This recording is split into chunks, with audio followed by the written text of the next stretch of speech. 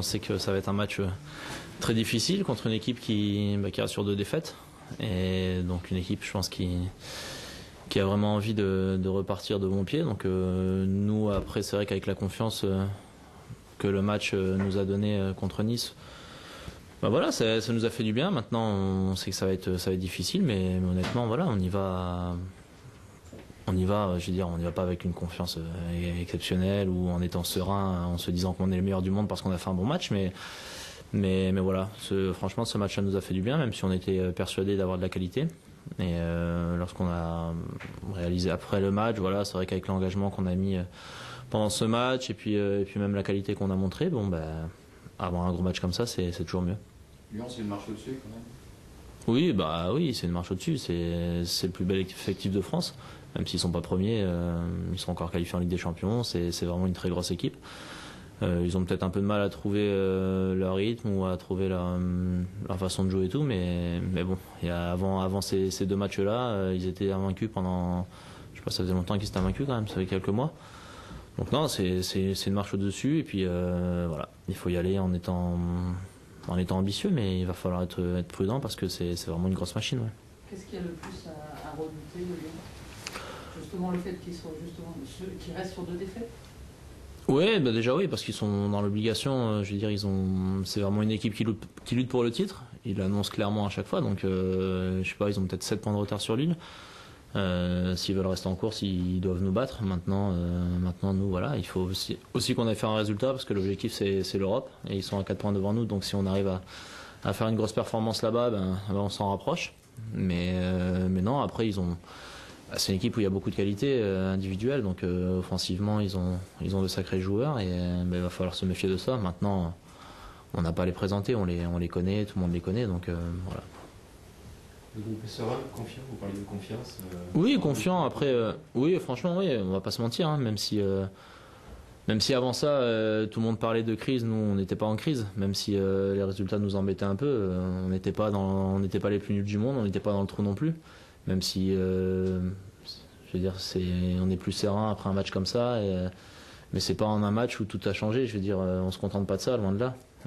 Il va falloir confirmer, parce que sur un match, c'est bien beau de faire ce genre de performance et ce genre de match. Maintenant, il faut confirmer. Et il n'y a rien de mieux que d'aller jouer là-bas contre une grosse équipe comme ça. Et si on arrive à faire un gros match là-bas, ça va vraiment pouvoir lancer la saison, pas la saison, mais il va falloir essayer de... voilà, il restera 16-17 matchs après et on pourra vraiment être lancé. Est-ce qu'il y a une vraie rivalité avec Lyon, tu le sens? Même si c'est arrivé que cette année à Bordeaux, tu as senti dans le vestiaire que les joueurs parlent de Lyon comme un vrai rival ou... Non, si, ça reste un rival. Après, voilà, nous l'objectif c'est l'Europe, donc c'est un des concurrents directs. Après, même s'ils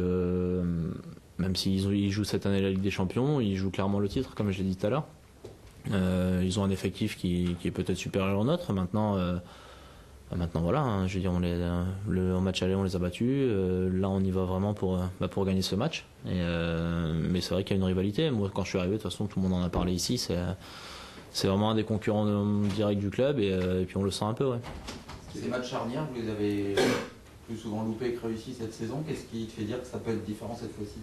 Je sais pas, les matchs charnières, à chaque fois qu'on a pu passer, c'est vrai qu'il y a eu pas mal de matchs où on aurait pu passer du bon côté, être vraiment là-haut et on les a loupés. Maintenant, je dis pas il n'y a rien qui nous garantit qu'on va le réussir. Maintenant, voilà, on s'est bien préparé pour. Le fait d'avoir fait ce match contre Nice, même si, comme j'ai dit, c'est pas tout. On sait très bien que c'est pas sur un match qu'on efface les 20 matchs d'avant ou les mois qui se sont passés. Mais ça nous a vraiment fait du bien. Et en plus, on était attendus. Donc voilà, c'est de voir que mentalement, on a su répondre présent alors que tout le monde attendait qu'on se plante. Et maintenant, voilà, on va y aller, on va aller là-bas avec vraiment l'ambition de gagner. L'organisation tactique de l'équipe, l'arrivée de Fernando a été bénéfique à tout le monde. Et pour votre jeu à vous, quelle influence cela a eu ? Après, c'est tout le monde aussi, c'est le retour des blessés. On voit Mathieu qui est revenu aussi, donc Lamine a pu rejouer à son poste, Fernando à son poste aussi. Donc l'équipe a. Je veux dire, il y a des joueurs qui ont l'habitude. Je veux dire, Alou a l'habitude de jouer avec Fernando au milieu, Yaro aussi, donc il y avait juste. Après, nous, c'est vrai que ça fait un joueur de plus. Un joueur de ballon en plus au milieu. Fernando, je veux dire, techniquement, il est pas maladroit, donc ça nous aide. En plus, il apporte de la percussion aussi. Et sur le deuxième but, il est parti presser haut et on récupère le ballon comme ça. Donc maintenant voilà, faut confirmer sur un match. Mais vous, ça vous permet de jouer plus haut, le fait que... Ouais, mais après c'est oui.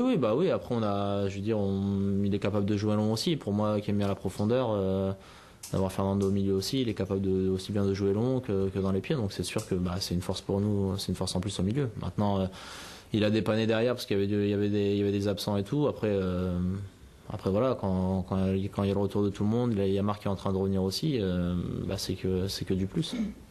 Tu l'as dit en souriant un petit peu tout à l'heure, mais est-ce que de l'extérieur, on a l'impression que c'est peut-être là la saison qui se lance vraiment maintenant? J'espère, mais non, on sait qu'on a été moyen pour l'instant la première partie de saison, on l'a pas caché. Maintenant, après le match à Angers, on peut comprendre aussi, les gens nous sont tombés dessus, ce qui est normal, mais on a l'impression que c'était la fin du monde et qu'on était en pleine crise, même si c'est vrai qu'on est 10e, on est loin des objectifs du club. On va pas se cacher derrière ça, mais le fait que ça soit serré, il suffit de gagner un match pour on est 7e et maintenant ça va mieux, et si on gagne contre Lyon, on a l'impression que tout est fini. Non, c'est pas que tout est fini, mais on peut effacer les mois qui viennent de se passer. Si on gagne à Lyon, on peut quasiment effacer tout ça en un match. Donc après, on sait qu'il va rester encore, il y a encore pas mal de chemin à faire. Mais pour la confiance et tout, ce serait vraiment génial d'aller gagner là-bas et puis vraiment de se positionner dans le haut pour montrer les objectifs qu'on a. Autant je me souviens, vous aviez livré un gros duel à réveiller au match aller. Ouais, j'avais joué je sais plus. Non, j'avais joué à droite. Ouais, après on avait changé. Ouais. Vous attendez à quel genre de match là-bas face à lui? Franchement, j'en sais rien. Je sais pas, non. Après, voilà, c'est un joueur qui est international et tout, donc c'est un joueur qui a des grosses qualités. Après que je joue à droite aussi, c'est Sissoko. C'est une équipe où ils ont des individualités à tous les postes. Maintenant, voilà, nous on a nos qualités aussi. À moi de prendre le dessus sur mon joueur direct si je me retrouve face à Réveillard. Est-ce que l'arrivée d'André peut bonifier votre jeu? Par exemple, vous aviez un centre superbe le week-end dernier. Ouais, mais il va amener du plus. Après, de toute façon, il est international brésilien, même s'il est jeune. Le fait d'avoir 3 sélections là-bas, ils en ont du monde. Ils en ont du monde. Donc ça démontre. Déjà, juste ça démontre sa qualité. Et même pas. Moi, honnêtement, je le connaissais pas, mais juste de savoir qu'il est international brésilien, ça veut dire pas mal de choses. Et bon, maintenant, voilà, on attend on va attendre beaucoup de lui aussi. On va attendre qu'il marque des buts. Mais il vient pas pour remplacer les attaquants. Anto, modeste, on a beau dire ce qu'on veut. Il est déjà à 8 ou 9 buts en Ligue 1. Donc, on peut critiquer ce qu'on veut. Ses stats, elles sont là.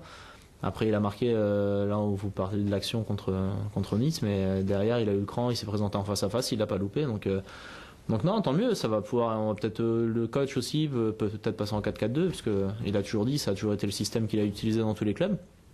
Maintenant, voilà, c'est un joueur en plus qui va apporter de la qualité. Après, soit le système va changer ou le système changera pas, mais ça, après, c'est le coach qui verra. Mais c'est un plus, c'est un plus.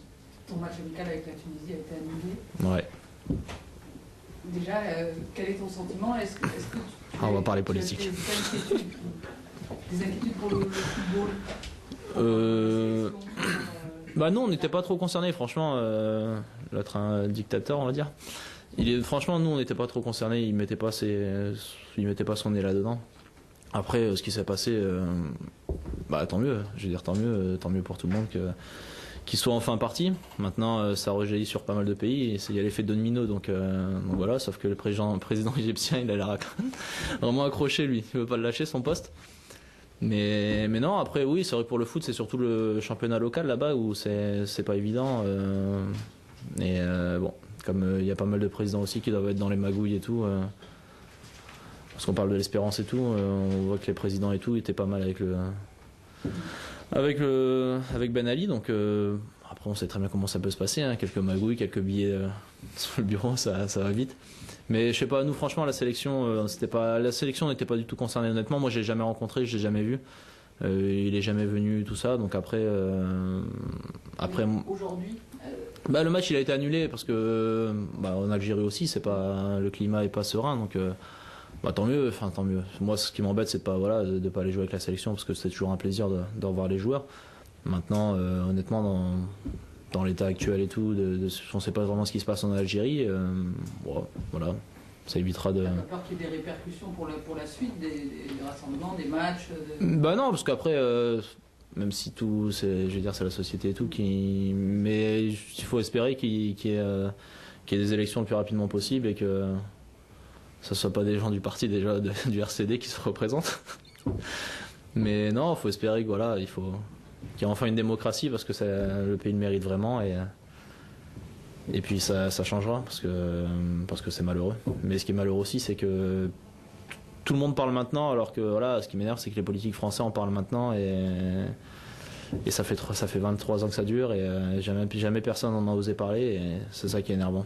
Et ici, il n'y a que Alliot-Marie qui en a parlé. Elle en a bien parlé. C'est dommage qu'elle en ait pas reparlé aujourd'hui. C'est dommage qu'elle ait pas fait une réflexion pour l'Égypte. Mais voilà, c'est dommage. Sur ce. Non, on peut en parler, ça me dérange pas là, c'est marrant. C'est pas grave. T'as de la famille là-bas, parce que c'est vrai que l'Égypte a effacé, on ne parle plus trop de ce qui se passe en Ouais, mais ouais. Qu'est-ce qui se passe aujourd'hui? Ta famille, elle t'a dit quoi Non, bah après, au départ, franchement, si j'ai eu pas mal de mes cousins, tout ça, mes oncles, bah au départ, c'était les pillages et tout, ils avaient peur de ça. C'était surtout ça. Après ça s'était calmé un moment, parce que l'armée a protégé le peuple, donc ça s'était calmé, mais bon, il y a toujours un climat qui voilà, il n'y a pas vraiment de sérénité, quoi. Il y a 15 personnes qui sont dans le gouvernement. Ce qui est marrant, c'est que les personnes actuelles, les ministres et tout, veulent changer de parti maintenant, donc voilà, ils sont marrants, même ceux qui sont actuellement à la tête de l'État, mais faut vraiment espérer qu'il y ait vraiment des élections, que tout soit fait le mieux possible. Mais bon, le gouvernement français va les aider là-dessus. T'arrives à être serein justement à jouer au foot ici Bah, en France, le truc c'est que moi moi mes parents, mes frères et tout vraiment vivent ici, donc voilà, ça il y a ce côté rassurant. Après c'est vrai que par rapport à mes cousins et tout, honnêtement moi je les ai eu pas mal de fois au téléphone au départ, parce que lorsqu'on voit ce qui se passe, voilà, la police qui tire comme ça sur les civils et tout, ça choque. Mais après voilà, à partir du moment où ils m'ont rassuré, c'est vrai qu'après ils avaient peur surtout des pillages et tout, mais après ça s'est calmé et bon, après à partir du moment où ça s'était calmé, moi ouais, ça m'a plutôt rassuré. Mais on espère que tout va se passer pour le mieux maintenant. Mais bon, comme c'est vrai qu'ils en parlent plus trop, parce que bon, ça va faire un par un. Là c'est l'Égypte, après ce sera la Jordanie, l'Algérie. On va tous les faire. Vous n'avez pas peur votre liberté de parole justement que puisse avoir Ah mais moi la liberté de parole j'ai toujours eu. Après je veux dire, moi je vis ici en démocratie pour l'instant, parce que on va revenir sur la ministre des Sports. Parce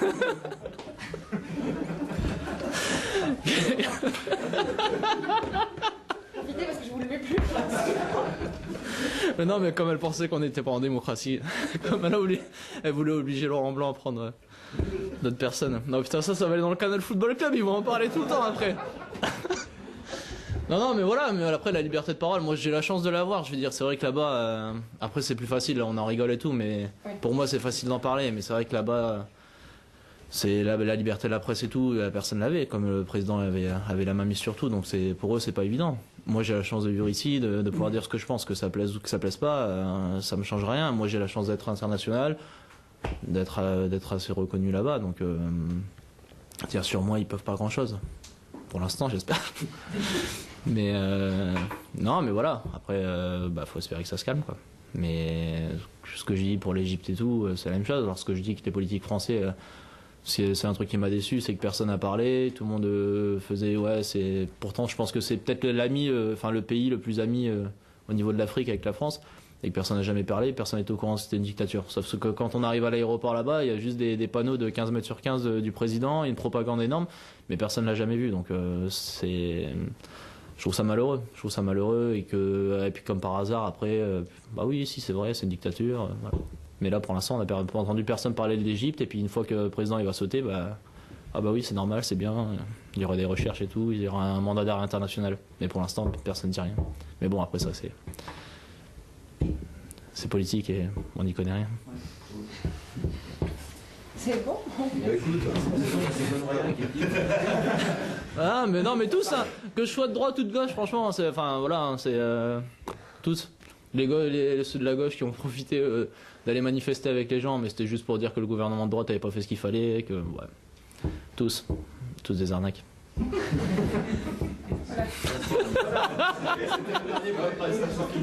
On va rester là-dessus.